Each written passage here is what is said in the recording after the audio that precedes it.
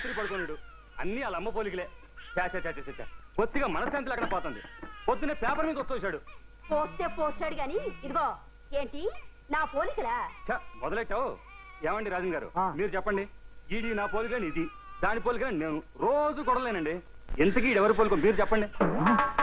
నా కొడుకు నన్ను చెప్పండి. అదేంటి చెప్తే కొంపలు అంటుకోవు. చుమ్మా చిన్న పిల్లవాంటి కదా. ఎడే చుమ్మా ఇరప్పా. ఇదిగో భాగ్యం గారు, ఆ భక్త ప్రహ్లాద క్యాసెట్ ఇస్తే పార్ట్ 2 ఇస్తాను. భలే టైంకి వచ్చావయ్యా. పట్టుకోవా. ఇదిగో నిన్ను ముక్కడగాలి. ఇటు రావయ్యా. నేనేం మాట్లాడండి బాబు, నాకు అర్జెంట్గా పని ఉంది, నేను వస్తాను. అబ్బా సైకిల్ అలా జారేసేలా రావయ్యా. నిన్ను మాట్లాడగాలి. వద్దండి బాబు, నన్ను ఇబ్బంది పెట్టకండి ప్లీజ్. ముద్దుగా అడిగినప్పుడు రావాలి మరి. అది కాదండి. రావయ్యా. ఏం లేదయ్యా, మా ఎదో లేడు, ఈడే మా చంటోడు. ఈడి పోలికలు మా భాగ్యాన్ని అని నేను, నాయని మా భాగ్యం. ఇద్దరం కొట్టుకు చేస్తున్నాం అనుకో. తీరా పెద్ద మనిషి లేడు, అదే ఆ అరువోడు. ఆయన అడిగితే బ్రష్ నోట్లో పెట్టుకుని ముసిముసి నవ్వులు నవ్వుతాడు తప్ప నిజం చెప్పడం లేదు. నువ్వు కరెక్ట్ అయ్యా, నువ్వైనా చెప్పవయ్యా.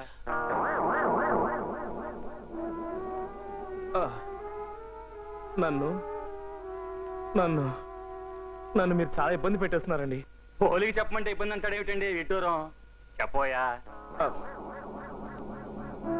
వీడికి తండ్రివి నువ్వే కాబట్టి నీ పేరే పెడదాం అనుకుంటున్నాను రాజన్. నా పేరు ఒక్కటే పెడితే పబ్లిక్ లో బాగుండదు భాగ్యం. కాబట్టి నీ పేరు నా పేరు కలిసేలా పెడదాం. మీరు అపార్థం చేసుకోనంటే చెప్తానండి. భాగ్యం గారు మీరు కూడా అబ్బా చెప్పవయ్యా. అబే ఏం లేదండి, మీ బాచిగాడు మీ పోలిక కాదు. మరి మీ భాగ్యం గారి పోలిక అంతకంటే కాదు. మరి ఎవరి పోలిక? ఎవరి పోలికంటే ఏం చెప్పమంటారండి? కర్మ, ఆ రాజన్ పోలిక. ఏంటి అన్నావు? కట్టేది సచ్చినోడా.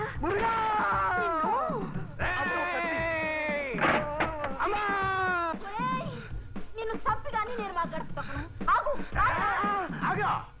ఎన్నాళ్ళైందే 13,000 తీసుకొని. ఏట్రా ఎవరితో మాట్లాడుతున్నావురా ఎదవా? నేను 13,000 తీసుకోవడం ఏట్రా? నాటకాలు ఆడుతున్నావా? దివాకరం చెప్పు చెప్పు. ఏట్రా ఇది మరుగుతున్నాడు? ఏంటంటే నిజాలు చెప్పేయాలా? చెప్పేద్దాం. మీ దగ్గర 10,000 తీసుకున్నట్టే ఆడి దగ్గర 13,000 తీసుకున్నాను. దేనికి? దేనికంటే మీరంటే విపరీతమైన లైకింగ్ అంట. మిమ్మల్ని కీపింగ్ చేస్తాను, నన్ను రికమెండేషన్ చేయించమన్నాడు. చొచ్చినోడా, ఇద్దరు పెళ్ళాలు ఉన్నారు చాలేదట్టా నీకు? నేనేమో బదార్దాన్ని అనుకున్నావా? 3 కాపురం లేదని అనుకున్నావా? అదే మాట నేను అడిగితే ఏమన్నాడు తెలుసా? ఏమన్నాడు? మీ ఆయన్ని ఇదిగో అలాంటి రౌడీనే పెట్టి మర్డర్ చేయించేస్తాను.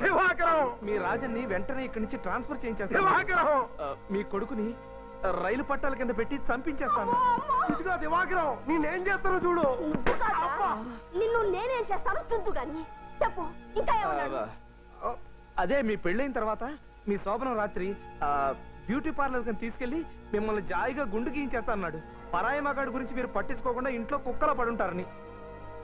చచ్చినోడా. అయ్య బాబా.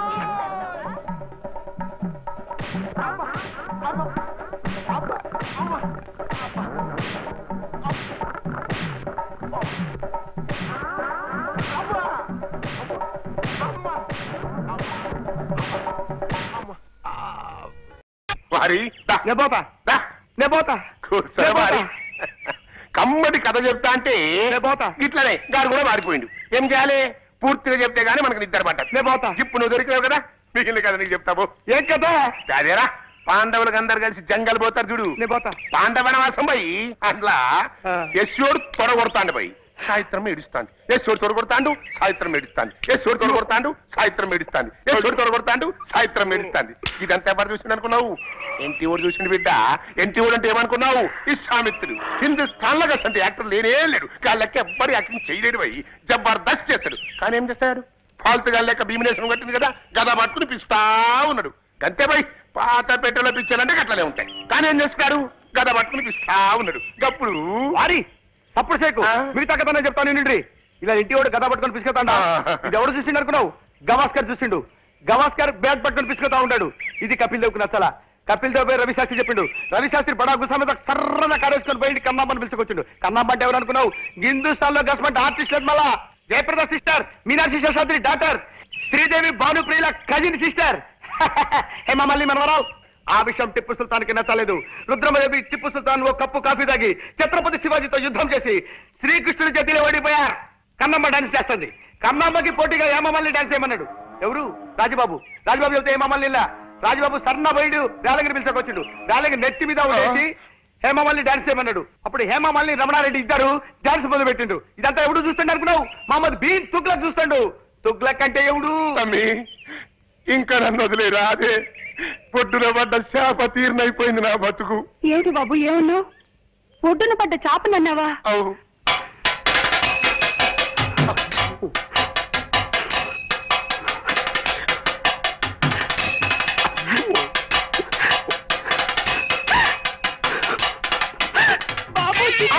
అయ్యో అయ్యో.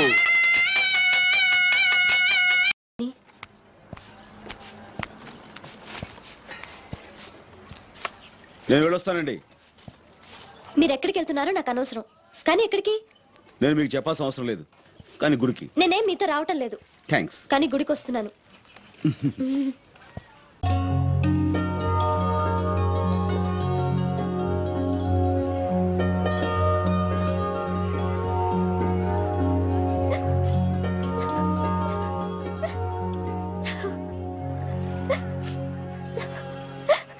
పద్మా, ఎందుకు ఏడుస్తున్నావు?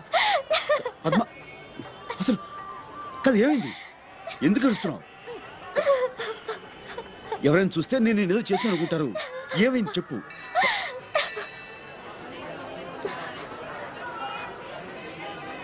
వాసు తప్పిపోయింది ఇక్కడే.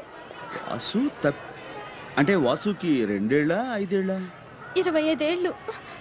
25 ఏళ్ల బడుద్దాయి వెధవ. ఇదిగో, వాసుని వెధవా గిదవా అని ఇంకొక మాట అన్నావంటే అన్ను. ఇంతకీ వాసు గారు ఎవరు? నేను వాసు కాబోయే భార్యాభర్తలం. భార్యాభర్తలం. ఓహో, నీ స్టోరీ ఏదో చాలా ఇంట్రెస్టింగ్ గా ఉంది. లెంగ్త్ ఎక్కువ పర్వాలేదు, కొంచెం డీటెయిల్డ్ గా చెప్తావా?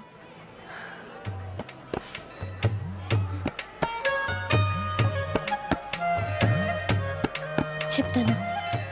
7 జన్మల బంధం మాది. అంత గాఢంగా ప్రేమించుకున్నాం. తన దనకాపల్లి, మాది పక్కనే ఉన్న తాళపాలెం. అందరి ప్రేమికుల్లాగే మా ప్రేమ కూడా ఎన్నో అడ్డంకులు, అవాంతరాలు. మా పెద్దవాళ్ళు మా ప్రేమను అర్థం చేసుకోలేకపోయారు. అయినా వాళ్ళ మూర్ఖత్వానికి మా ప్రేమను బలికాన్ని వదల్చుకోలేదు. ప్రపంచమే తలకిందులైనా, ప్రళయమే ముంచుకొచ్చినా ఎదురు నిలిచి పవిత్ర ప్రేమకు చిహ్నాలుగా మిగిలిపోదాం అనుకున్నాం.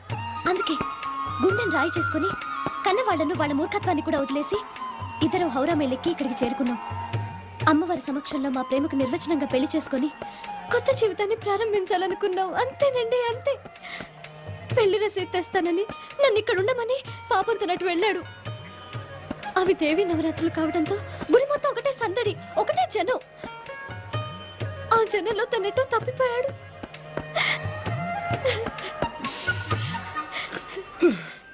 ఇది అంత బలీయమైంది. అవును పద్మ, ఆ వాసు నీ నుంచి పారిపోయినప్పుడు, సారీ పాపం తప్పిపోయినప్పుడు అతని దగ్గర నీకు సంబంధించినవి ఏమైనా ఉన్నాయా? ఉన్నాయి. నా 7 వారాల నగలు తన దగ్గరే ఉన్నాయి. అనుకున్నాను. పాపం వాటిని మొయ్యలేక ఎన్ని అవస్థలు పడుతున్నాడో ఏమో. పాపం నా కోసం ఎక్కడెక్కడ వెతుకుతున్నాడో ఏమో. అవును పాపం. ఇంకటి పాపం, వాడు నీకు హాతిచ్చేసి నీ 7 వారాల నగలతో ఎప్పుడో ఉడాయించేస్తుంటాడు. ఆయన అలాంటి వెధవతో. ఇదిగో, వాసు గురించి ఇంకొక మాట అన్నావంటే. వాసు నిప్పు తెలుసా? తెలియదు. నన్ను ఒక్కసారైనా తాకరు కూడా తాకలేదు. తాకడు పెట్టుకోవడానికి 7 వారాల నగలు ఉండగా నిన్ను తాగాల్సిన అవసరం ఏంటి చెప్పు? ఏమైనా వాసుగాడి బుర్ర నిన్ను ఎక్కడ కొట్టాలో అక్కడ కొట్టాడు పవిత్ర ప్రేమ మీద. వాడు ఎందుకు వస్తాడు? నా మాట విని నువ్వు మీ ఊరు జంప్ అయిపో. ఇంకా వాడి మీద పిచ్చిపోలేదు అనుకో, పక్కనే గంగానది ఉంది, అందులో జంప్ అయిపో. నీ బోర్డు సలహా నాకే ఒక్కర్లేదు. ఏంటి పద్మావతి, కాలనీలో అందరూ కృష్ణాష్టమి హడావుడిలో ఉంటే నువ్వేంటి తీరిగ్గా పెట్టి ఓపెన్ చేసావు? నువ్వు వాసు గురించి చెప్తే నమ్మలేదుగా. కొంపదీసి ఇప్పుడు నమ్మించే ప్రోగ్రాం పెడతావా ఏంటి? నిన్ను నమ్మించాల్సిన అవసరం నాకేం లేదు, కానీ నమ్మిస్తాను. అది సరే గాని పద్మావతి, ఈ సదరు వాసు అనేవాడు ఏం చేస్తుండేవాడు? Recording dance. Recording dance?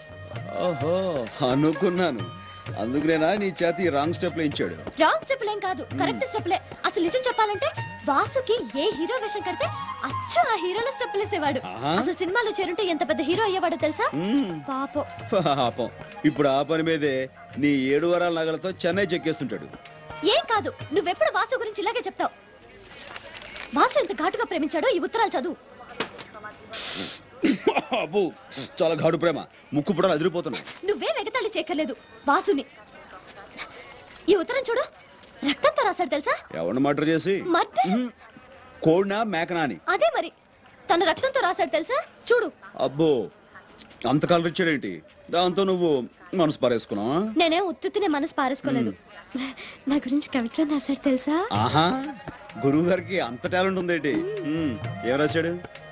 నాకు సిగ్గేస్తుంది, నువ్వే చదువు. అబ్బా నాకెందుకమ్మా అంత అదృష్టం, నువ్వు చదివి వినిపించు, తరిస్తా. ప్రియాతి ప్రియమైన పద్మావతికి నిన్ను చూడగానే నేనేంటో అయిపోయాను, నాకేదో వచ్చేసింది. ఇంకేం వస్తే మాయరోగం అదే వస్తాయి. మరి ఎగతాళి అవుతున్నది, నేను చదివేది నువ్వు వినంతే. చదువు చదువు. పద్మావతి పద్మావతి నీ ఎర్రని మూతి చూడగానే పోయింది నా మతి, అయిపోయింది నా మనసు కోతి. దాంతో నీ పని అయిపోయింది, అదో గతి. రామకృష్ణ గారు, లేకపోతే ఏంటి? కోతి గీత రాశాడంటే అది కవిత్వం కాదు, కపిత్వం. ఏంటలా పారేస్తావా? చేతరాత్రులు వాడు. వాసు గురించి నీతో చెప్పడం నాది బుద్ధి తక్కువ. అరే ఏదో జోక్ మాట్లాడదు ప్లీజ్. కదా ఆ మాత్రం కోపం వస్తే ఏదో జోక్ అన్నా.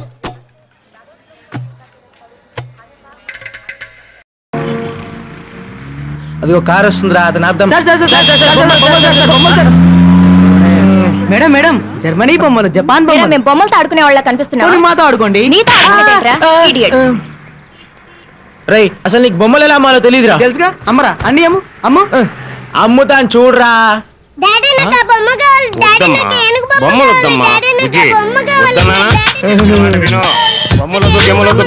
బాబు ఇది కుక్క బొమ్మ, అరుస్తుంది కరుస్తుంది డాన్స్ చేస్తుంది. బాబు ఇది కుక్క బొమ్మ, పొడుగుతోక బాబు అంటుంది, గుర్తుపడుతుంది, ఏడుస్తుంది, నవ్వుతుంది. నువ్వేమో కోతి బొమ్మలు చూపించి కుక్క బొమ్మ అంటున్నావు, మా వాడేమో నిన్ను చూసి ఏనుగు బొమ్మ అనుకుంటున్నాడు. నన్ను ఏనుగు బొమ్మ అనుకున్నావా? లేకపోతే పీనుగు బొమ్మ అనుకుంటారా? నిన్ను తీసుకెళ్ళి ఎక్కడ మేపను? ఒక్క బొమ్మ కొనలేదు, ఎన్ని మాట్లాడినాడు. కష్టం, డబ్బు సంపాదించడం చాలా కష్టం. అబ్బాబ్బాబ్బా, రెక్కలు ముక్కలు చేసుకుంటే 30 రూపాయలు సంపాదించా. అమ్మా అమ్మా. ఏంటి బాబు జెర్సీ లాగదోళ్ళగారుతున్నా? మెస్ ఓనర్ కూడా ఇక్కడే ఉన్నాడా? భోజనం పెట్టించు. ప్లేటా ఫుల్? ప్లేటే ఫుల్ గా పెడితే చాలు. క్యాష్ కొట్టించి అప్పు రాసుకోండి. ఈ మెస్ లో అప్పులు తగ్గింపు ధరలు ఉండవు బాబు, క్యాష్ డౌన్, మీల్స్ రెడీ. నానా నువ్వు మరీ ఇంత కంజూస్ అవుతావు అనుకోలేదు. ఇందా ఏంటివి బ్లాక్ గా ఉన్నాయి? బ్లాక్ మనీ, చెమటార్ జీతం, అందుకే బ్లాక్ గా ఉన్నాయి. నాకు స్పెషల్ ఐటమ్ వడ్డించి. ఏంటది? కోడికాళ్ళు. మేము డబ్బులు ఇచ్చాం, మాకు 2 కాలేయండి. నువ్వు ఇచ్చిన ముష్టి 30 రూపాయలకి కోడికాళ్ళు రావు బాబు, మొలక్కాళ్ళు వస్తాయి. అన్నం అక్కడ, కోడి ఇక్కడ. అయినా నా చిన్నప్పటి నుంచి చూస్తున్నాను, సండే తప్ప నాన్ వెజిటేరియన్ ఉండేవాళ్ళే కాదు. ఇప్పుడేంటి రోజు రంజాన్ పండుగ చేసుకుంటున్నారు? జీతం పెరిగిందా? జీతం పెరగలేదు బాబు, ఒక బకాసుడు బరువు తగ్గింది.